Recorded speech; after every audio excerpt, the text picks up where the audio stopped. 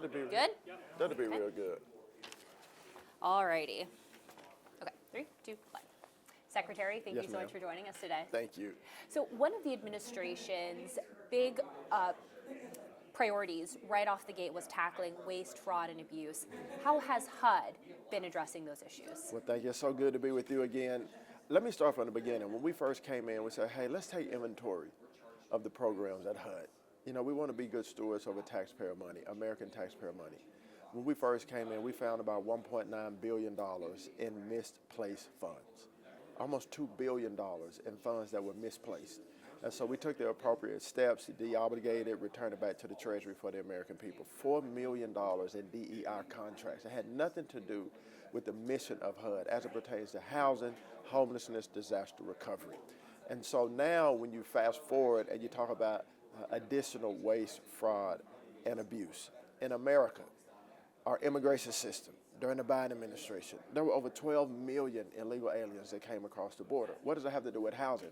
Well, it strains the housing supply. It strains the cost of housing and makes the housing costs go up.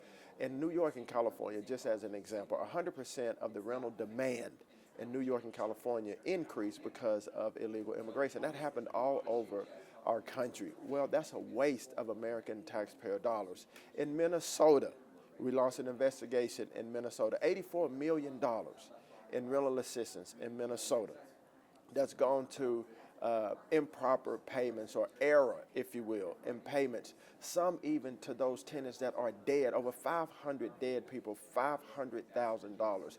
That's a gross waste of American taxpayer dollars. And so you know the president, other leaders in the administration have been very focused on rooting out fraud, rooting out waste and abuse, because at the end of the day, Kayla, this is American taxpayer money. And so my job is to be a good steward over that. What grade would you give the Trump administration for the first 365 days? A, indeed. And you know, the president himself, myself, other leaders in the administration said, yeah, we got an A because we accomplished a lot of things, but we want to get an A+. We're never satisfied. We're never satisfied. Good enough is never good enough, because we took an oath to serve the American people with everything we have. And I think the American people will see, or can see, that every single day that this cabinet, the president, the vice president, and others give our utmost effort to serve the American people. So right now we got an A. You know, we did a lot of great things, but A+ is the goal, and I think we'll get there. Something the American people are concerned about now, paying very close attention to, is the economy. And factoring into the economy is the ability to buy a home. Most young people, that's a lifelong goal of theirs, and it feels further and further out of reach. What has this administration been doing to make that goal achievable for average, everyday Americans? Great question. You know, we care about American people. We care about the younger generation, the older generation, all Americans. And the American dream of home ownership is important. And it is of utmost importance for all of us, the president, myself, and others. And we meet together, we execute, we come up with plans together to bring housing affordability down so all Americans can afford it. So number one for me is the regulatory environment. Burdensome regulations cripple development. It cripples building. So we took down the Affordable Fair AFFH, the Affirmatively Furthering Fair Housing. We took that rule down to restore localities the freedom on zoning, the freedom to build, and that helps unleash development and building across our country. And so I also have been encouraging localities to take inventory of their burdensome regulations to see what they can take down so that developers can develop and builders can build. And when you do that, it brings the cost of building down. For instance, 40% of cost in a multifamily project, 40% of that is regulation.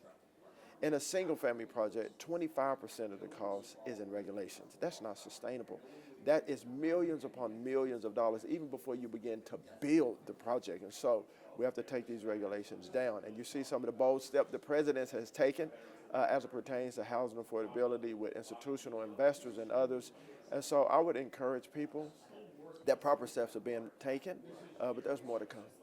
do two more quick questions. Sure. I want to backtrack because I think the scope of what we're seeing fraud-wise in Minnesota, a lot of people find very shocking. And when you're looking at this, we hear about the Medicaid, we hear about the social services program, and the fact that this is reaching, almost every single cabinet secretary is dealing with something, it feels like, regarding this fraud. So tell me a little bit more about the way that this is impacting HUD and what you guys are paying attention to regarding this fraud in Minnesota. Okay, good. So you think about this. Every cent counts. Every dollar of American taxpayer money is hard earned. HUD's responsibility is to provide rental assistance, be it project-based, be it tenant-based assistance to the most vulnerable Americans. When you have this number, $84 million, like we found in Minnesota, of payment error, that's $84 million of hard-working taxpayer money that could be used. That's a lot of money. That's real money. It's real money. That could be used for American citizens that actually need these resources to get on a different trajectory in their life. It's a gross negligence, an example of gross negligence. Our agency financial report, which is out, about $5 billion we found of potential payment error. $5 billion. Is that countrywide? Countrywide. Yeah.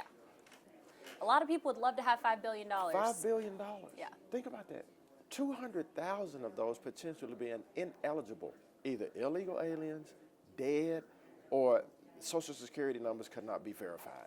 Yeah. And we're doing everything we can to make sure we verify all of this and to hold those accountable to the highest extent of the law. That's real money in America. Well, and HUD deals with some of the Americans that need that money the most. Yes, that's who we deal with, the most vulnerable Americans. And so we're laser focused on that because you have families, Kayla, in America that need a hand up for a season of life. American citizens, people that Every day. have been in this country. And that's who we want to help. But when you have people frauding, defrauding, committing criminal activity, wasting taxpayer money, we have to hold them to the highest extent of the law because we're not able to serve the people we're supposed to be serving, and that's my job. What does America look like? Final question. 3 years, this administration has had 4 years to accomplish all of their goals. What does that look like from your standpoint? Well, from my standpoint, I think you'll see our fiscal house will be in the best shape it's ever been, not just from a stock market standpoint, but from an affordability standpoint, groceries, healthcare, housing. I think you'll see our manufacturing jobs come back to where real American jobs are churning in our rural cities of America. I think you'll see this economy to where every American benefits because of the economy. Also, you'll see patriotism restored. You'll see people in America that bleed the red, white, and blue. That the patriotic spirit of our country, it is beginning to return. But I believe that it'll be ever so strong at the end of this administration. And I think day by day, you're seeing the country shift. You're seeing it turn. You're seeing everyday America say, man, this is America. What can I do to make America better? Now, you do have the detractors out here. We see people in the streets every single day, attacking law enforcement, rioting in the streets and all of these things. My hope is that the churches in America stand up and get stronger, that communities get stronger, that individual men and women and children proud to be Americans stand up and be strong for our country. And if you've seen, I'm not talking about Democrat and Republican. I'm talking about America. And I think at the end of this, you'll see it. Thank you so much. You're welcome. Appreciate that. Of course. All righty. Thank you. Have a good one.